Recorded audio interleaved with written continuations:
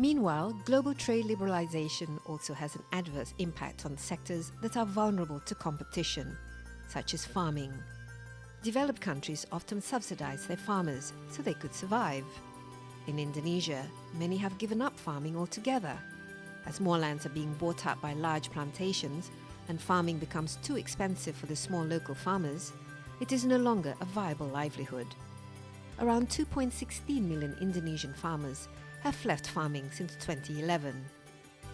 The question is often not so much about free trade as fair trade.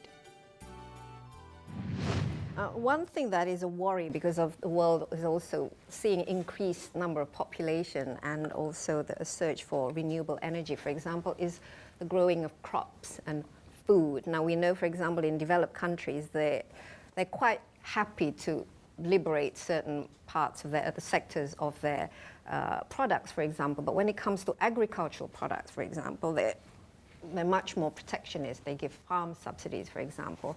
But then on the other side of the world, like such as in Indonesia, for example, local farmers, they suffer because of global trade in food. Farmers can't afford to grow their own food because it's too expensive and so on.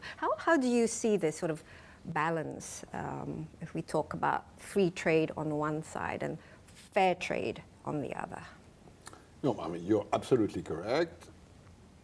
The disciplines of WTO, which were established last time 20 years ago, do not yet create enough of a level playing field in agriculture between not rich countries and poor countries, but between countries that protect their agriculture and countries who do not protect their agriculture. And it's not just a north-south issue. You have countries which are rich countries which do not protect their agriculture, like Australia or New Zealand, and you have developing countries that protect their agriculture, like Argentina or India.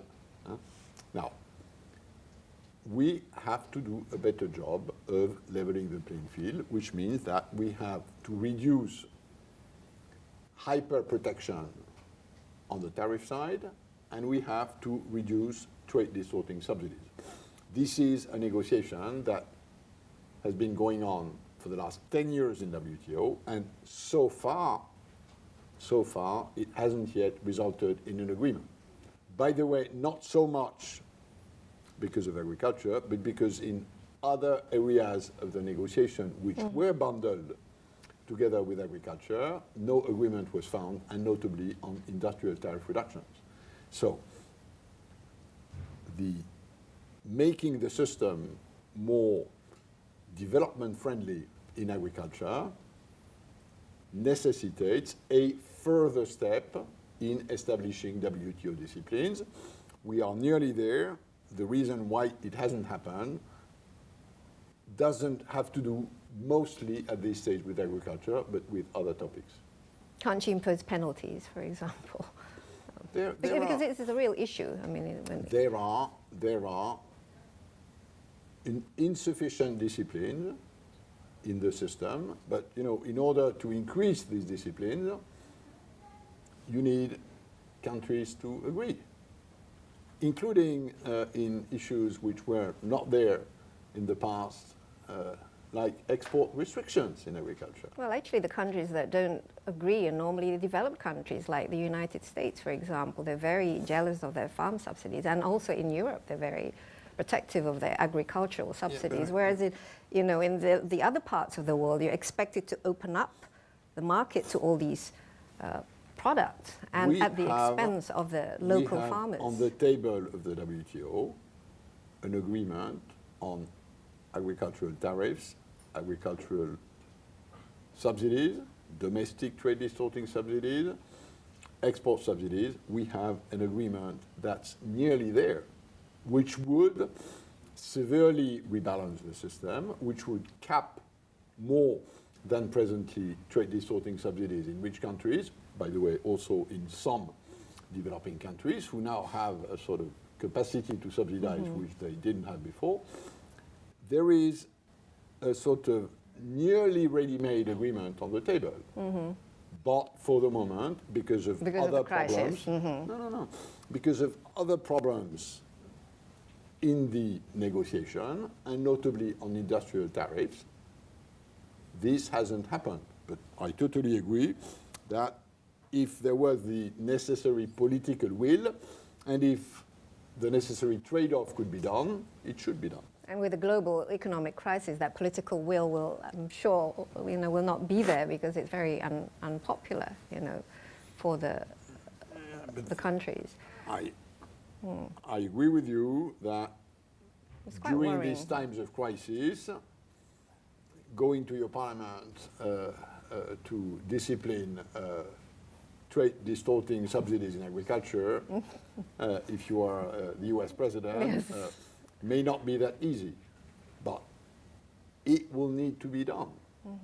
And by the way, members of the WTO have agreed on the general principle that on agriculture, the rules of the system should be made more development friendly. Just waiting for the implementation. Exactly. The political idea is agreed. The question is, the devil is in the detail.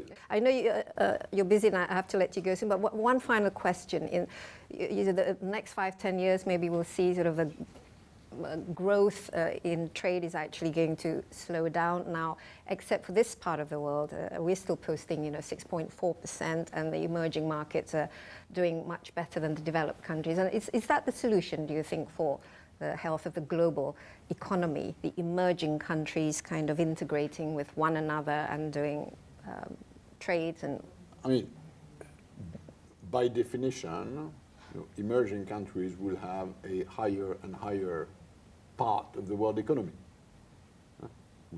We know that because this is what globalization is about.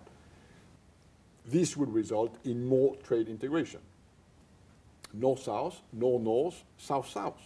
And true, when you look at trade patterns in today's planet, the part of this triangle of relations which will grow fastest in the 5-10 years to come is the south-south part of the triangle. And for obvious reasons, because this is where the markets will grow the most rapidly. And I think this is basically good news, not only for emerging countries, but also for developed countries. Okay, Monsieur Lamy, thank you very much. My pleasure. And it's been a great pleasure talking to you, and good luck, and I hope to see We you. need a bit of that. Okay. Good. Thanks a lot. Thank you. Thanks very much.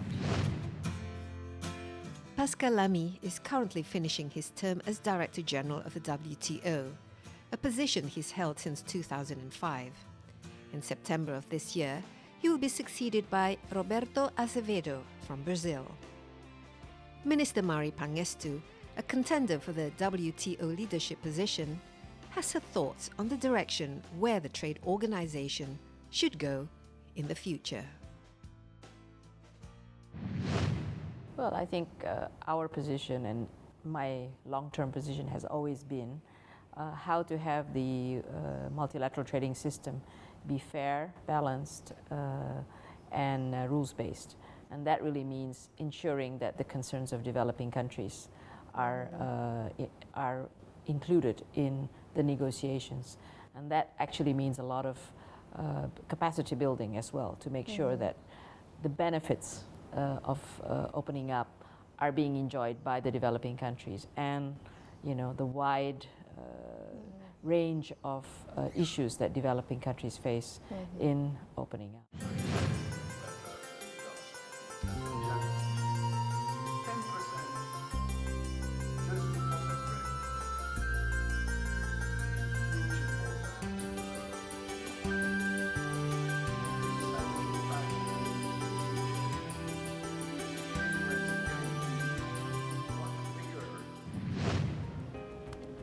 And that's all for this episode. Don't forget to join me next month when we meet another figure who makes a difference to our lives here on Face to Face with Daisy Anwar, bringing you the world.